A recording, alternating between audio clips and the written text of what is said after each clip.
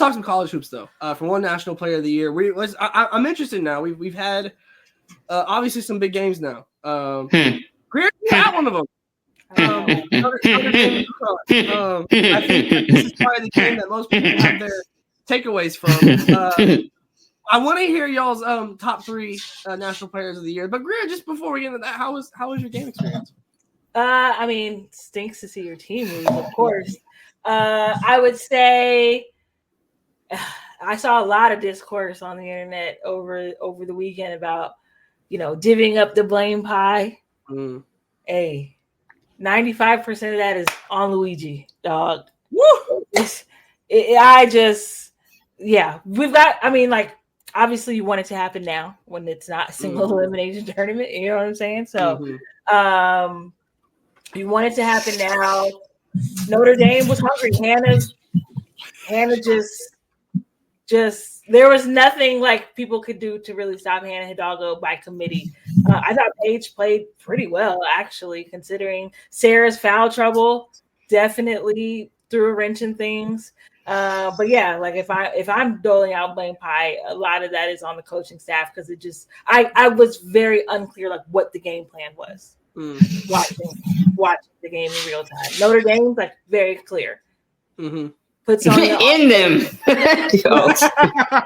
Yeah, and then Hannah just ram it, just go. You know what I'm saying? But for Connecticut, it was like and then like the fact that I couldn't tell what the game plan was, but even when they kind of got close in the third and fourth, like they just couldn't get stops either. So it didn't matter all that much, And then Leah King also, like what an X factor for Notre Dame. Our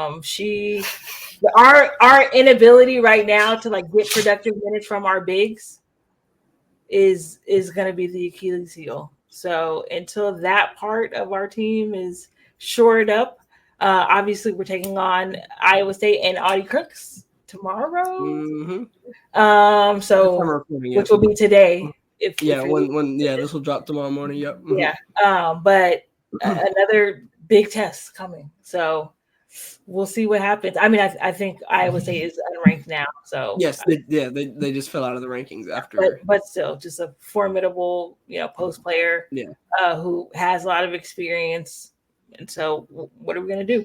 They got KK Arnold, but we got Liao King. Also, very cool just to see all the Notre Dame alums in the building too. I gotta say, like I didn't.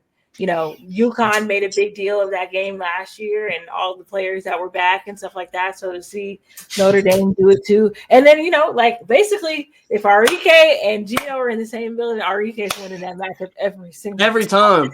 On that ass.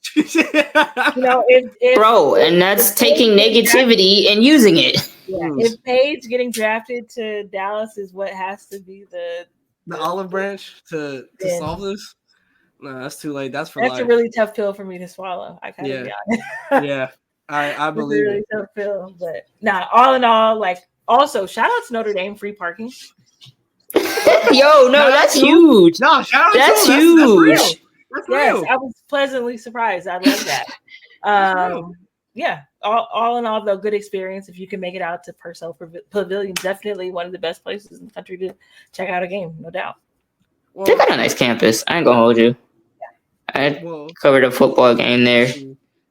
It's kind of nice at night. It's got the light, it's got a little aura. Very Catholic. There's not a bad seat in the building. Not a bad seat in the building. I love college arenas that are like that. Your ticket could be anywhere and you're good. Yeah. Well, Greer, even if it's not behind the bench like Greer, but yeah, Greer, you're kind of blaming the coaching staff when you could have just whispered to him. Man. But that's besides. So technically, it's on you too. Greer wasn't calling it. I'll take it. So we'll let you. If we see adjustments, we know who made them. But Greer, you've now seen Hannah Hidalgo twice against 2 top 5 teams against probably what most people would say the other 2 players in the top tier of women's basketball. Is she your national player of the year? And who is following her? If she is, who is following her right now in your top 3? Yeah, I think in the head-to-head matchups with the other, candidates, like the fact that she's won those matchups in a landslide, you got to give it to her right now. 10, 12 games into the season, you got to say that she's it right now. She is showing up in the biggest moments. Throw away the Cayman Islands tournament. Everybody's lost, with the exception of UCLA. Yeah, right? just a couple of especially at the top of the rankings. I mean, in terms of like top 10. I think top 10 right now is just LSU and UCLA that haven't lost. Right. I think. Well, and that doesn't count. Well, okay. For one team, certainly, right? Yeah.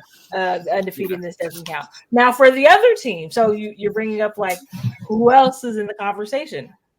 Paige is absolutely still in the conversation. Now, that third spot, like, she's the best player on the best team in the country. I gotta show love to Lauren Betts right now. Absolutely. I think she's coming off a game where she just had a 20 and 10 double-double. Obviously, we want them to play more people coming up here. You know what I mean? Like, but they're going to get in the Big Ten. Yeah, Big Ten will handle that. That ain't no problem. Yeah. So we're about to see, again, like we've been saying all season. Every time you want to see somebody like do something, the test is coming up in like the next. Yeah, I feel like every time. Yeah, never fails.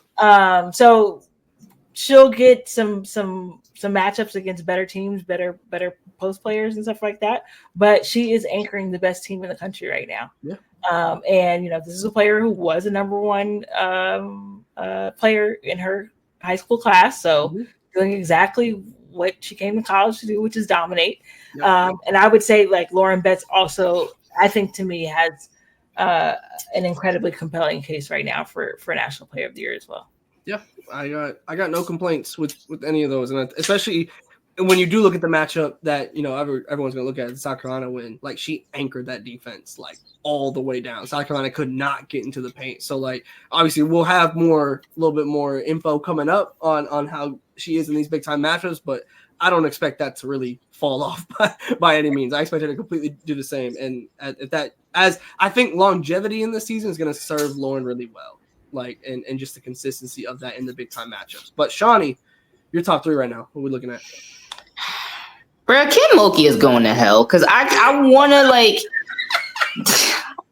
I can't even comfortably talk about Flau'jae like I want to because like I'm not saying I'm not counting it, but it's like you're playing Trident Technical College, so I can't quite assess you the same way I've assessed the other players. I feel like I've won because Greer is no longer saying Paige is a front runner for the award, even though she didn't say that. Like that's what she said. It's no longer hers to lose. So that's, I guess I don't know. Hannah, I was thinking that best player on best team, you always have to give that consideration. So Lauren Betts too. I don't know. Let's go Lucy Olson. I don't know, man. I don't know. Hey, you saw the clips. You saw that buzzer beater. She out there hooping.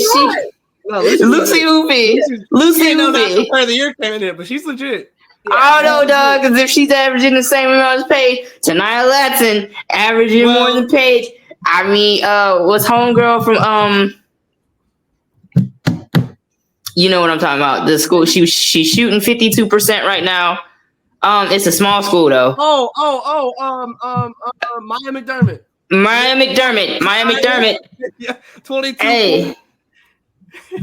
Well, yeah, I mean, look, there's honestly, and this is what I'm loving about this season right now. I think Hannah Hidalgo is the pretty clear number one right now. But like once you get into the weeds of it, like there's some very interesting names coming out. One name, there's a couple we brought up Tanaya Latson, who I think her case is going to be the scoring aspect of it. And right now, me and Greer were kind of talking about this earlier. And one aspect of it, if you're going to go by scoring in this day and age, you got to really be outscoring people. Like right. For real. You got to, if you're just scoring in quotes, like you got to really be doing it. And right now, she's at 28.9 points per game. The next highest is Hannah at 25.2. So like that is a genuine large margin to like. Because where's Paige? Okay, not in the top five. No, but hold on, no, because I actually need to know the exact number, please. 20 points. Okay, she is currently at, if you must know, she is 22nd in the country. So how many? 22nd. She's averaging 20 on the dot. Obviously, that's cute. There's this player. Ooh, she wanted that one bad, boy. Yeah. She made me go into the logs for it. I need it. But obviously, Juju Watkins is still walking planet Earth. So I'm never like when Big Ten play comes up, like obviously, like, I mean, she's starting the nation scoring right now. It feels like a slower start for Juju, but in reality, like Juju is still Juju Watkins, and the standard she set for herself is just so ridiculous, like just so insanely high. Well, the only reason I didn't mention her is the same reason about Flage. So I'm sorry, because like Juju is still Juju, but it's just like 100%. Like that's why like conference play is definitely gonna like weed stuff out. There we go. Yeah. And to that point, like a Juju or even Lauren, I haven't really seen like really in the conversation, but should absolutely be there. That feels like the type of players that are gonna really level up in conference play. One player that we haven't talked about, and look, I know we're high on her, Camille Pierre from Vandy.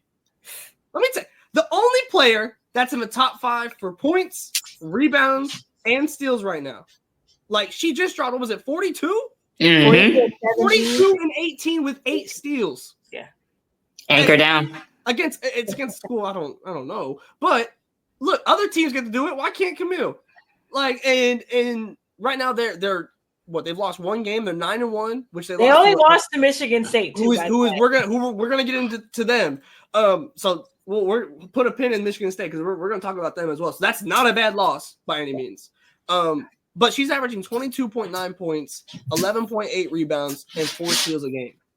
You just can't like slip by that, especially like what you said. That is something that in conference play, obviously Vandy was not projected to be some incredible like SEC team, and like in the preseason polls or anything like that. Like this is a sophomore.